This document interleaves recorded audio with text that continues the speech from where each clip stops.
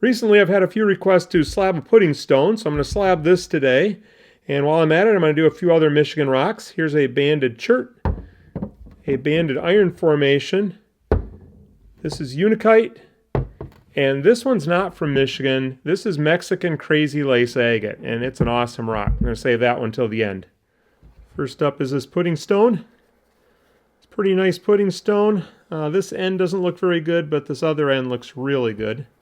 And they always look better wet, so let's get that nice and wet. Take another little peek at it. Oops, missed a spot. There we go. There you can see some of the colors. That's going to look really cool. So let's go put it on the saw. Here's my two slab saws. They're both lower tone saws. This one's an LS10, and this is an older model of the same thing. It's called an ST10. The 10 refers to the size of the blade. It's a 10-inch blade in both of them, which is right here.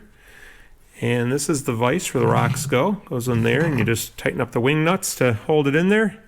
Down the bottom, there's oil, and that looks like it's really dirty because I probably cut something with iron in it, and it makes it look dirty, but it's actually not as bad as it looks. And that's good because it's cold out, and I don't feel like cleaning it out today. So let's get that pudding stone loaded up. All right, so all we have to do is stick the rock in here. Kind of like that, I guess. Make sure it doesn't hit this little ledge down here, which I don't think it will.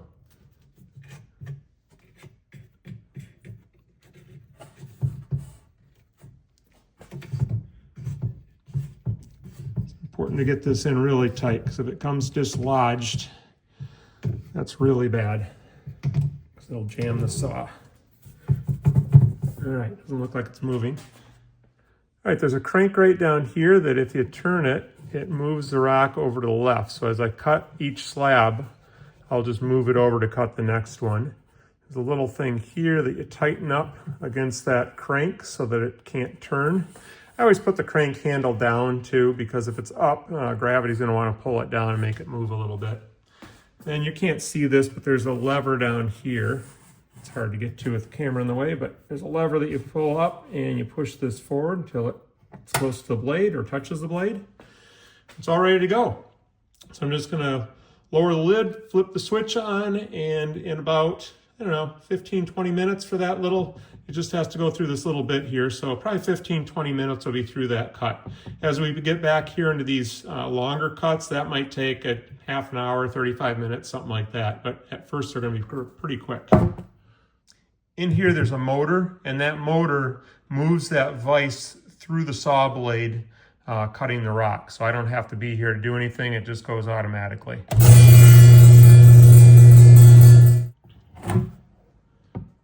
Here's the first little slab. Well, it's an end cut. That'll go in the tumbler. So I just got to pull this forward, loosen that up, turn the crank. Oops, get a hold of it.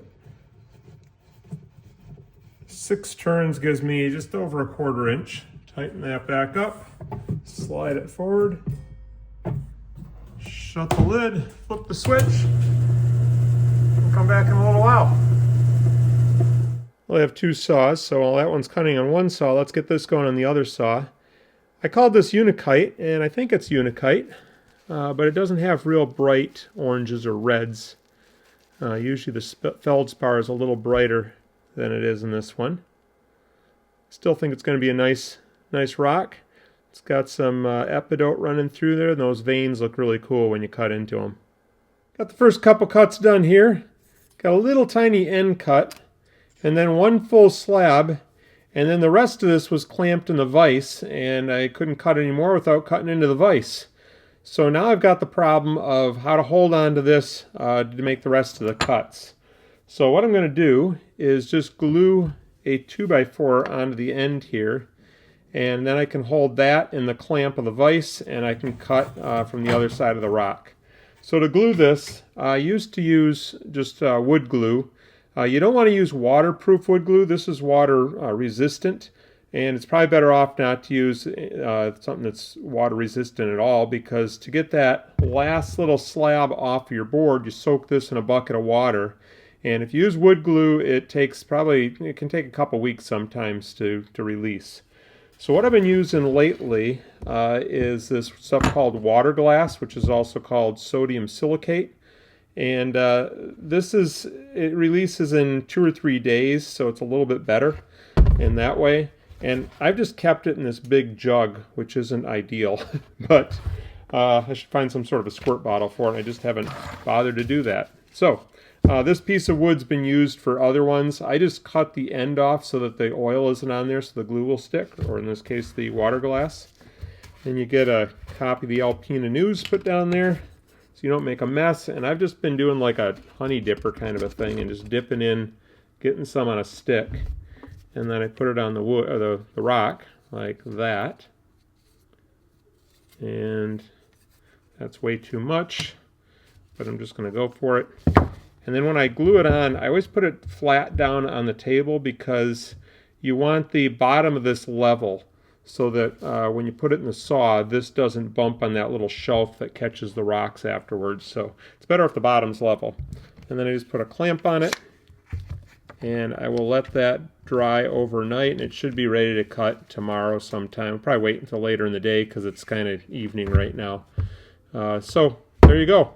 The only thing you got to be careful of is that you don't let this sit out in the cold, because this stuff will release from the cold. And I just found that even in the basement, if it sits for like a couple of months, if you don't get around to cutting them, the bond gets kind of weak. So it's better to use it sooner rather than later. So I'd say, overnight is usually good enough. 24 hours is probably safer. I got the first one done. There they are. And of course they look better wet, so let's get one wet for you. I love that stuff. Love how the epidote's kind of through there in these little veins. Neat stuff.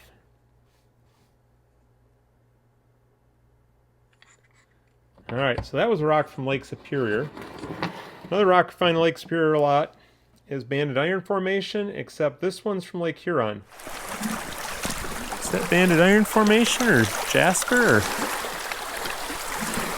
Yeah, that's Banded Iron Formation, isn't it? Yeah. Oh, wow. Look at that. That's pretty good. Got a little scum on it. I did grab a little magnet to test and see if it's magnetic. I don't think Banded Iron Formation always is magnetic, but this one is. So this would be hematite or hematite, depending on how you want to pronounce it. And then the red part's jasper. You can see these little stripes, which is what's going to look cool when I cut this. So when you're cutting something like this, you don't want to put it in the saw and cut it this way because you just get red, or once in a while you might get a little bit of that stripe. You want to cut this one across this way so you show all those stripes. So I'm going to go throw that one in the saw.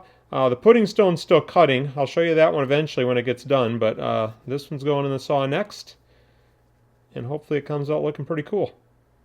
Alright, the pudding stone's all sliced up, and that piece of jasper on the end there is just incredible. Love that. Wish it went through the whole rock. Got through several slabs though. And it starts to fizzle out right here. A little bit left on that one. Nothing on that side. So when I'm looking at these slabs, what I'm looking for is, well, mainly red, because I want to make pendants out of a lot of this, or maybe all of it. So I'm looking for spots where I can get a pendant like that. So in this case, take your template and maybe put it something like that. You can play around, maybe get that one in there. Maybe get one down here on the edge, although that's pretty close to the edge, so then you maybe make a smaller pendant and you can squeeze a little bit out right there. Not much there, but that side's excellent. So those will be the backs of the pendants, and there's the fronts over there. So I get one here, one up there. Get at least two out of that one. That one's looking pretty good. It's a nice rock. Lots of good stuff in there. So all that's just going to be waste. That's just quartzite. Nobody wants a pendant made out of just that. So the redder the better. Good on that side. You can probably 3 or 4 out of that one. Sometimes you get voids. I imagine that there was a piece of something in there that fell out. Almost looks like agate in there, doesn't it? I have seen these with agate in them. I haven't found one with agate in it, but I've seen pictures. Nice pendant right in that area. One little pendant there, maybe 2. Yeah, maybe even 3. And then that's tumbler food. All right, the next rock up is the one I'm most excited about. It's this crazy lace agate. That is beautiful. This is from Sean at the Rock Shed. He just sent me this as a gift because I send him some business. So this showed up on my doorstep one day, and I'm going to slab it today, and I'm excited about it. So that's next. The banded iron formation is done.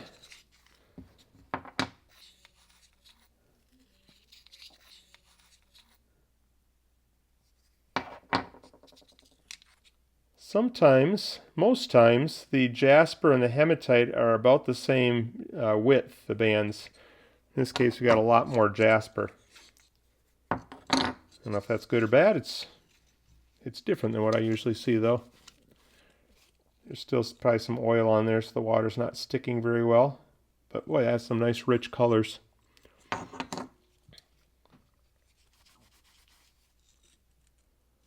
like it. I think that's good. Alright, so we have one more to cut. The Mexican Crazy Lace Agate is still on the saw, but I've seen a few pieces and it's really good, so I think you're going to like that one, but gotta wait for it to get done. This is banded chert. This was found by Dr. Tony Swinehart, who went rock hunting with me and gave me this one when he found it. It's kind of lumpy. It's going to be hard to get in a saw. So I'm just going to get in there any which way I can, and hopefully we get some good bands. I don't think this one matters too much which way we cut it. But anytime you have bands, it is nice if you can plan ahead to see the bands. That's a good idea. But I'm going to get it in there, like I said, any way I can, and we'll see what happens. Last 2 rocks are off the saw. Here's the chert. Kind of reminds me of some picture jaspers. Not a lot of color, but it is interesting in there. Doesn't look a whole lot different when you get it wet.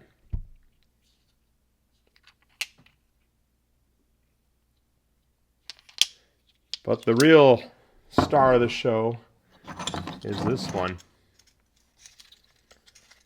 This is just a beautiful rock.